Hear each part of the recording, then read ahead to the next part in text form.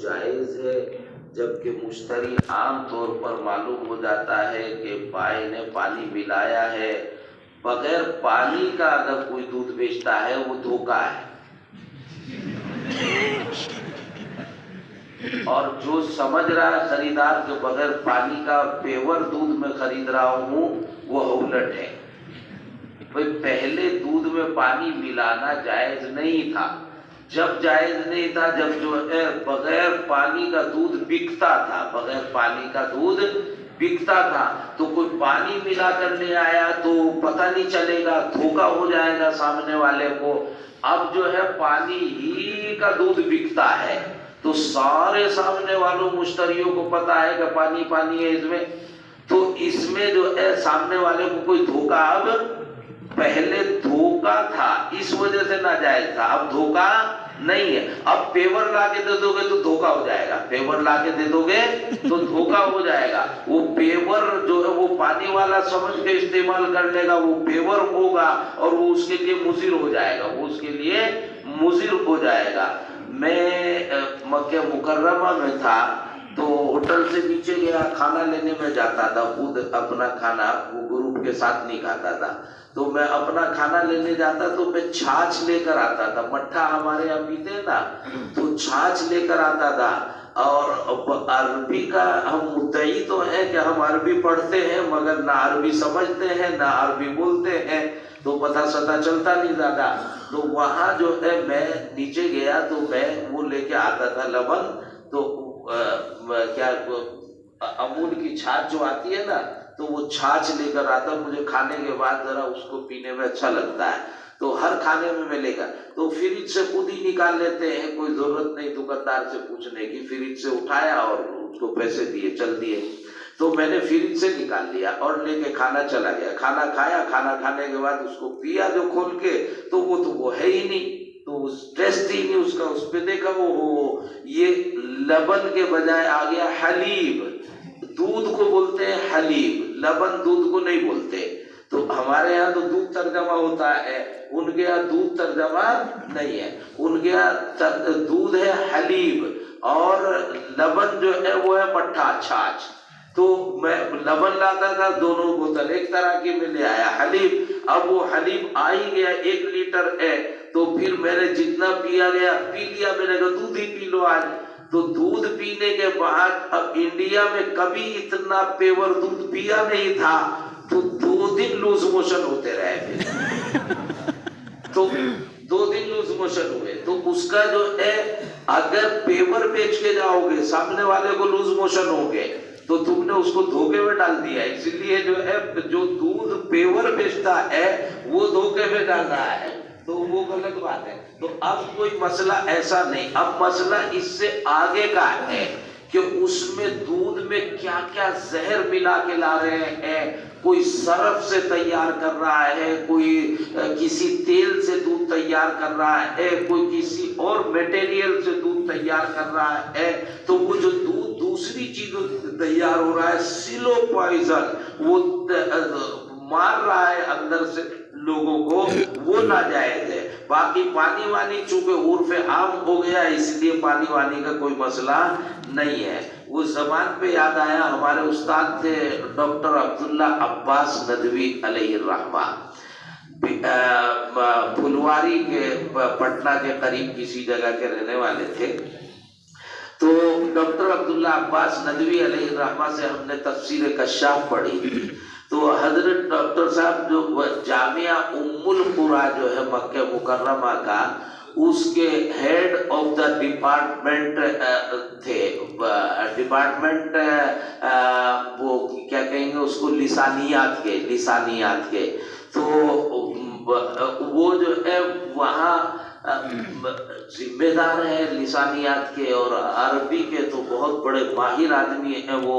تو پھر تو مجھ سے کہہ رہے کہ ایک روز میں رات میں جا رہا ہے گاڑی لیے ہوئے، تو رات میں دکانیں بند ہوتی ہیں اور بورڈ جو ہے دکانوں کے دیکھتے رہتے ہیں، تو ایک بورڈ نظر آیا، اس پہ لکھا ہے اصلاح الروادی، اصلاح الروادی۔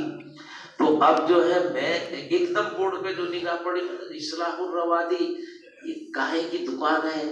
تو سمجھ میں نہیں آیا، رد یرد ردن سے لایا اور اراد یرید ارادتن سے لایا، اور میں سوچتا رہا مادہ اشتقاق کیا ہو سکتا ہے اور کیا مشتق اور مشتق ہو سکتا ہے۔ سارے رستے مجھے، چونکہ لسانیات کے آدمی تھے تو سارے رستے مجھے آتے جاتے جو ہے، پھر میں واپس آیا 1 گھنٹے میں، پھر میری نظر پڑی کہ اصلاح الروادی، تو اصلاح الروادی اس دکان میں ہوتا کیا ہوگا؟ پھر میں اگلے دن خیر پڑھنے پڑھانے میں لگ گیا، تو چلتے پھرتے مجھے وہ دماغ میں لگتی رہی اصلاح الروادی۔ میں نے ذرا کتاب دیکھی تو کتاب دیکھ کے کہیں کچھ مسئلہ حل ہوا نہیں۔ 5-7 دن کے بعد دن میں مجھے جانے کا موقع ہوا ادھر کو، تو میں ذرا سا گاڑی سائیڈ کی وہاں قریب میں دکان کے، تو میں نے دیکھا دکان کھلی ہوئی تھی، تو وہاں ریڈیو مرمت ہو رہی تھی، ریڈیو مرمت ہو رہی تھی۔ پہلے ریڈیو سے خبریں سنتے تھے تو ریڈیو کی مرمت ہو رہی تھی، اب وہ ریڈیو ایجاد ہے ان کی، تو انہوں نے ریڈیو کو وہ اڑے بول نہیں پاتے تو رادیو بنا دیا اور اسی کی جمع کر دی روادی، اور اصلاح الروادی ریڈیو مرمت کی دکان، ریڈیو مرمت کی دکان۔ تو لغتوں میں ساری زبان نہیں ملتی۔ میں یہاں پڑھاتا تھا صف عربی، تو مختلف درجات کے طلبہ اس میں داخل ہوا کرتے تھے۔ ایک کتاب تھی کویت کی چھپی ہوئی القراءۃ والاناشید، ابھی بھی لائبریری میں ہوگی شاید، تو وہ کتاب میں پڑھاتا تھا یہاں پر۔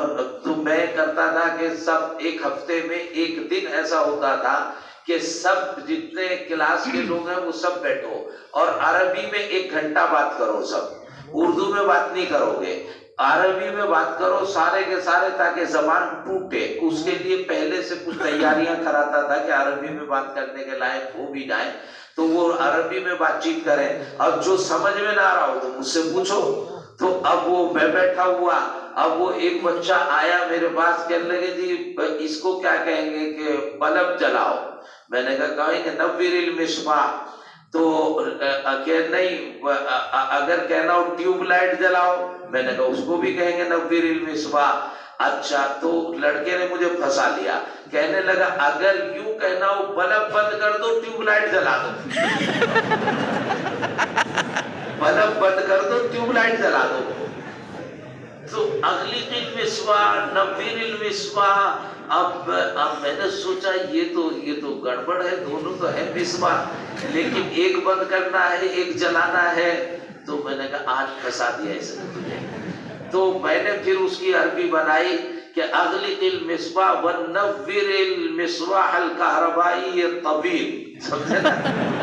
تو المصباح الکہربائی، اور وہ لمبی سی ہوتے ہیں یہ لائٹ، تو طویل لگاتے ہیں اس کے ساتھ میں نے، لیکن وہ بچے کو تو میں نے بہکا دیا، لیکن میرے دماغ میں لگی رہی بات کہ یار یہ اتنی طویل ٹیوب لائٹ بھی نہیں جتنی طویل اس کی عربی بن گئی، نور المصباح الکہربائی الطویل، اتنا اس کو کہے گا اتنا تو وہ لائٹ جل جائے گی۔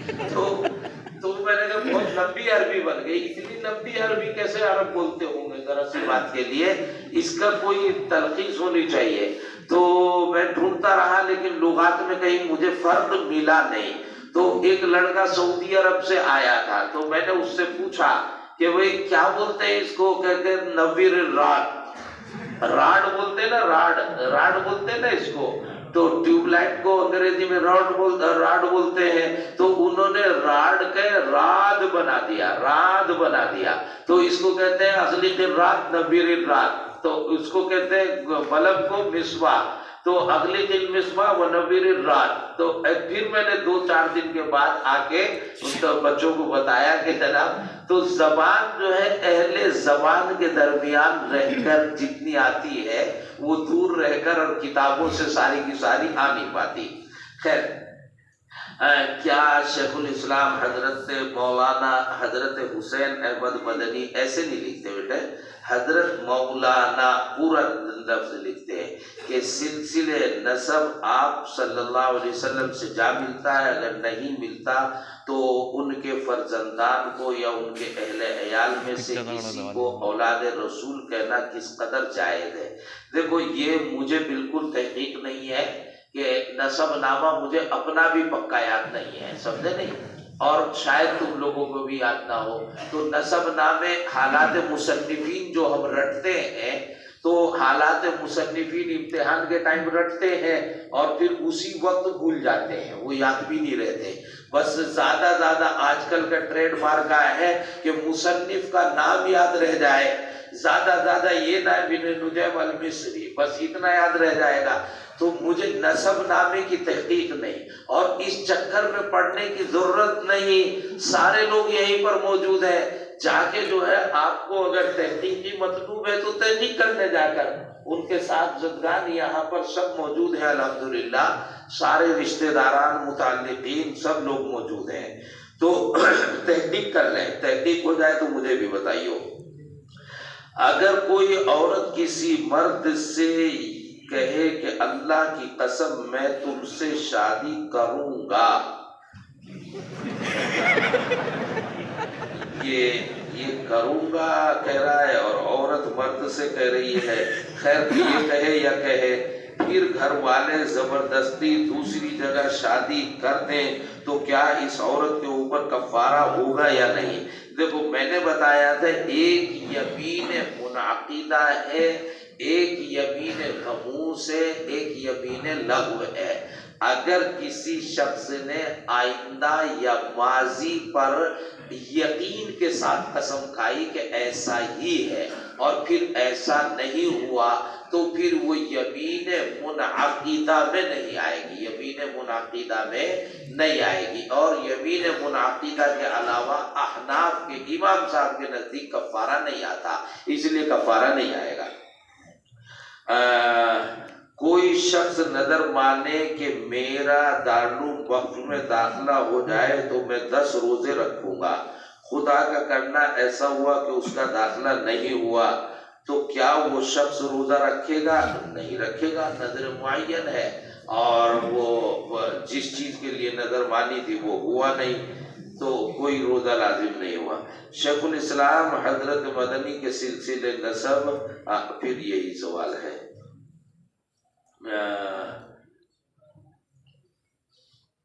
ہندو ایک مسلمان سے 3 لاکھ قرض لے رہا ہے اور اپنی زمین کو مسلمان کو مزارعات کے طور پر سالانہ 10,000 کے عوض 3 سال کے لیے دے رہا ہے، کیا یہ معاملہ کرنا مسلمان کے لیے جائز ہے؟ اگر نہیں جائز، نہیں، مزارعات کے طور پر جو دے رہا ہے وہ تو ایک الگ معاملہ ہے، مزارعات کے شرائط کے ساتھ آپ پابند ہیں، اگرچہ وہ پابند نہیں تو مزارعات کے شرائط کے ساتھ مزارعات کرنا درست ہے، اور قرض کا لینا دینا وہ ایک الگ امر ہے۔ اگر اس امر کو اس امر کے لیے شرط قرار دیا جائے گا تو جائز نہیں ہوگا۔ قرض کا ایک معاملہ ہے، وہ ان سے ہو رہا ہے تو آپ کو اچھا لگے کرو، نہیں اچھا لگے نہ کرو، تو آپ قرض دے سکتے ہو اس کو دے دو، نہیں دے سکتے نہیں دے دو، وہ آپ کی اپنا احوال و قوائف ہے، وہ واپس لوٹائے گا۔ کسی کو بھی قرض، کسی کی جیب میں پیسے ہیں تو کبھی دیتا ہے کبھی نہیں دیتا، تو مرضی ہے۔ مزارعات الگ معاملہ ہو، یہ الگ معاملہ ہو تو کوئی حرج نہیں ہے۔ بہت سے لوگ دانت میں کیپ لگواتے ہیں تو کیا ایسا کرنے سے وضو نہیں ہوگا جبکہ پانی اثر دانت تک نہ پہنچے؟ نہیں، جو کیپ جو ہے ایسی فٹ ہو گئی کہ اس کو نکالنے میں تکلف کثیر ہے، ذرا مشکل سے نکلے گی یا نہیں نکلے گی، اس کے ہوتے ہوئے وضو درست ہو جاتی ہے۔ اور اگر کیپ ایسی ہے یوں کرو یوں نکال دو، یوں کرو یوں نکال دو، تو پھر کیپ کا اتارنا ضروری ہوگا۔ اگر کوئی سنت کے خلاف کام کرے تو کیا یہ گناہگار ہوگا یا نہیں؟ مثلا کسی نے سنت کے خلاف بال کٹوایا یا تو یہ گناہگار ہوگا یا نہیں؟ سنت دو طرح کی ہے، ایک سنن ہدا، ایک سنن غیر ہدا۔ ایک سنت مؤکدہ ہے اور ایک سنت غیر مؤکدہ ہے، اور یہ جو سنت کا لفظ ہے یہ کافی عام ہے۔ مندوبات، مستحسنات اور تزیینیات، ان پر بھی سنت کا لفظ بولا جاتا ہے۔ تو جن سنتوں کے لیے تأکد ہے، کسی لفظ میں کوئی ایسا لفظ ہے جس میں شدت اور تأکد پایا جا رہا ہے تو اسی کو مؤکدہ میں شمار کر لیتے ہیں۔ پھر وہ مؤکدہ کون سی ہے کون سی نہیں، اب فقہاء نے ساری نقل کر دی ہے۔ تو سنت مؤکدہ کا تارک، اس کے لیے خوف ہے اللہ تعالیٰ کی طرف سے عتاب کا، لیکن سنت غیر مؤکدہ کا تارک وہ عشق و محبت کا کمزور آدمی ہے، عتاب کا خوف نہیں ہے، لیکن عتاب اس سے سزا نہیں ملتی، اس سے جو جزا ملنی تھی وہ نہیں ملتی، اس سے جو جزا ملنی تھی۔ ایک تو ہے غلط کام کرو گے تو سزا ملے گی، لیکن غلط کام نہیں کرو گے تو سزا نہیں ملے گی، لیکن کوئی انعام بھی نہیں ملے گا، اور اچھا کام کرو گے تو انعام بھی ملے گا، اچھا کام کرو گے تو انعام بھی ملے گا۔ یہ سنتوں پہ عمل نہیں کرو گے تو انعام سے محروم ہو جاؤ گے۔ اس لیے جو ہے اس میں سنتوں کا تعقد، عدم تعقد کا فرق ملحوظ رکھنا ضروری ہے۔ بہرحال یہ جو بال ہے یہ مستحسنات میں ہے، ایسا بھی رکھو تو زیادہ بہتر ہے، نہ رکھو تو بھی بہتر ہے، حسب موقع حسب ضرورت۔ طالب علمی زمانے میں ہمارے علماء مروج بھی اور ماضی کے بھی یہ کرتے تھے کہ طالب علم کا ٹائم جو ہے ان چیزوں میں خراب نہ ہو، بلکہ اس سے زیادہ جو مستحسن امر ہے طلب علم، اس میں ٹائم زیادہ لگے۔ تو بالوں کو ٹائم طلب ہوتا ہے، ضرورت ہوتی ہے بالوں کی، رس الحیہ وہ تو مکروہ ہو جائے گا، بالکل بال ادھر ادھر پڑے ہاؤلٹ سا لگ رہا ہے، اور بال صحیح لگنے کے لیے وہ بالوں کو ٹائم چاہیے آپ کا، آپ محنت کریں بالوں کے لیے، وہ ٹائم جو بالوں کو نہ دے کر کتاب کو دے دو۔ اس لیے جو ہے یہ کہتے ہیں کہ طالب علمی دور میں بال رکھنا مستحسن امر نہیں ہے، مقاصد کی طرف نگاہ ڈالیں نہ کہ صرف الفاظ روایات کی طرف نگاہ ڈالیں۔ مقصد کیا ہے اور کس مقصد کے لیے تم آئے ہو، اس لیے طلب علم کے دوران بال کے چکر میں زیادہ پڑنا نہیں، اور اگر کوئی دارالقیامت والے بال کٹوانے کے لیے کہیں تو زیادہ منہ بنانے کی ضرورت نہیں، سنت کے خلاف ابھارا جا رہا ہے، سمجھے نہیں؟ اور پھر جو ہے کتنے پرسنٹ تم وہ ہو کہ ابھی سنت کا جھانسا ہمیں دیتے رہتے ہو، اور ذرا سا سفر میں جا رہا ہے لوور اور ٹی شرٹ ڈالی اور بال یوں کیے اور تھوڑی سی داڑھی، لوگ دیکھ رہے ہیں ماشاءاللہ کٹ ملا ہے، تو کٹ ملا کہتے ہیں۔ پھر آپ سوچتے ہیں ہم ذرا سا ماحول میں آ گئے ہیں تو ذرا سا روشن ضمیر ہو گئے، ایسا نہیں، لوگ تمہیں کٹ ملا کہتے ہیں، اس لیے اندازہ تو ہو جاتا ہے کہ مولوی ہے اپنی روش چھوڑ کے دوسری روش اپنا رہا ہے۔ خیر، ہندوستان کی زمین عشری ہے، اس سلسلے میں عشر واجب ہوتا ہے یا خراج واجب ہوتا ہے؟ ابھی ہے عشر اور خراج کے بارے میں ہمارے یہاں جو ہے عشری زمین کے لیے یہ ہے کہ وہ زمین جو مسلمانوں کی ملکیت میں چلی آ رہی ہو اور کبھی یہ معلوم نہ ہو کہ وہ کسی دوسرے کی ملکیت میں گئی ہے، اس لیے اس زمین کے اوپر عشر واجب ہوگا۔ تو جو زمینیں ریگولر مسلمانوں کی ملکیت میں چلی آ رہی ہیں اور ان کا کبھی کسی دوسرے کی ملکیت میں جانا آپ کو معلوم نہیں ہے، وہ ساری زمینیں عشری کہلاتی ہیں اور ان پر عشر واجب ہوتا ہے۔ ہمارے ملک ہندوستان پر انگریزوں کا قبضہ ہوا اور انہوں نے سب کی زمینوں کی ملکیت کو ختم کر کے زمینیں اپنی ملکیت میں لے لی۔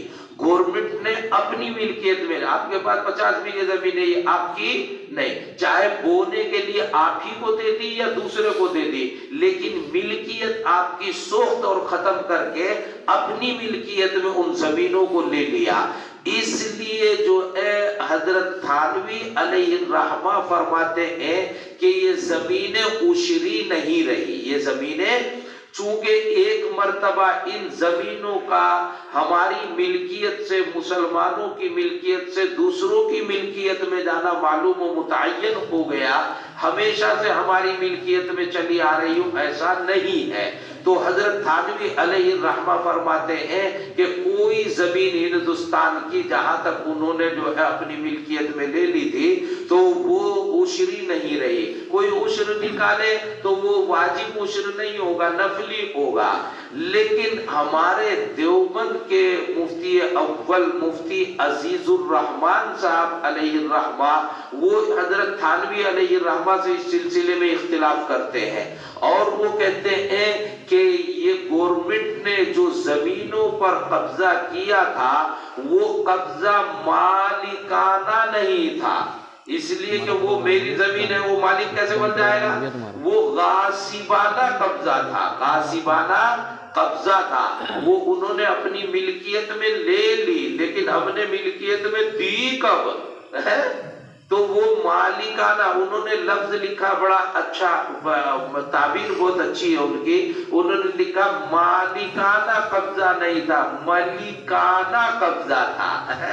شہنشاہ ہیں ہم، جو چاہے کریں گے، تو مالکانہ قبضہ نہیں تھا، ملکانہ قبضہ تھا۔ لہذا مسئلہ اپنی جگہ پر جو دور رہے گا، جو مسلمانوں کی ملکیت میں چلی آ رہی زمین اس پر عشر واجب ہوگا۔ تو حضرت تھانوی علیہ الرحمہ کے مطابق اگر کوئی عشر نہیں دے رہا ہے تو گناہگار نہیں ہے، حضرت مفتی عزیز صاحب کے مطابق جو وہ گناہگار ہوگا۔ تو ہم یہ کرتے ہیں کہ جو دے رہا ہے اس کا بھی بھلا، جو نہیں دے رہا اس کا بھی بھلا، ہم ٹوکتے زیادہ ہے نہیں جی۔ باقی یہ رہ گئی کچھ بھائی اسی وقت